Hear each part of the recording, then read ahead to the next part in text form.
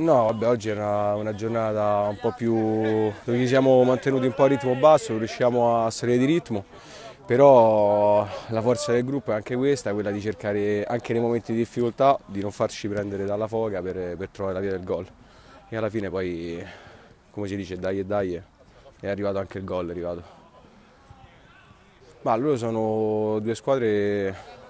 sono complete, sono competitive, grande forza agonistica, quindi diciamo che